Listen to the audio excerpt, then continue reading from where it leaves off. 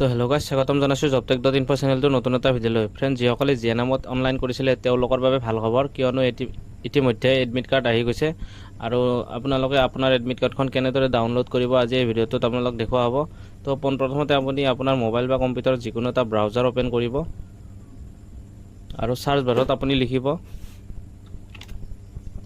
ssuhs.in। Search কৰি আপুনি enter কৰি দিব। এণ্টাৰ কৰাৰ লগে লগে আপোনাৰ সন্মুখত এইটো ইণ্টাৰফেচ খোল খাব, য'ত শ্ৰীমন্ত শংকৰদেৱ ইউনিভাৰ্চিটিৰ মেইন ৱেবছাইট হয়। আৰু এইটোত আপুনি দেখা পাব, ইয়াতে অলপ ৰাইট চাইডে অলপ চালে দেখা পাব এণ্ট্ৰেন্স এক্সাম বুলি লিখা আছে, তাত ক্লিক কৰিব। ক্লিক কৰাৰ পিছত আপুনি এই পেজটো আহি যাব আপোনাৰ এইপিনে, লিষ্ট অফ এণ্ট্ৰেন্স এক্সামিনেশ্যন। তাত আপুনি 4 নম্বৰ পইণ্টটোত চাব, প্ৰথমত BSc নাৰ্ছিঙৰ বাবে আছে, এইটোতো গ'লে। আৰু যিটো আপুনি 4 নম্বৰত জিএনএম এণ্ট্ৰেন্স এক্সাম 2025 আছে, তাত আপুনি ক্লিক কৰিব। এই যিটো ওপৰৰ application form and login forms, ইয়াতে ক্লিক কৰিব।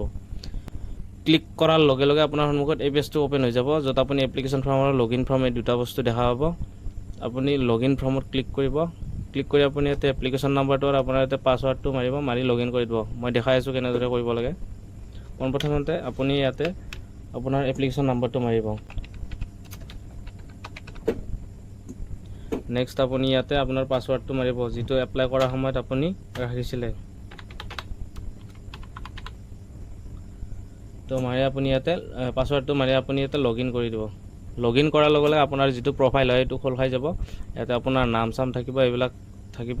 কিন্তু আপুনি এডমিট কাৰ্ডখন ডাউনলোড কৰিবলৈ লেফ্ট চাইডে যাব, এডমিট কাৰ্ড অপশ্যন এটা আছে, তাত ক্লিক কৰিব। এডমিট কাৰ্ডত ক্লিক কৰাৰ পিছত আপোনাৰ সন্মুখত এডমিট কাৰ্ডখন আহি যাব আৰু এডমিট কাৰ্ডখন আপুনি PDF অথবা প্ৰিণ্ট কৰি ল'ব পাৰে।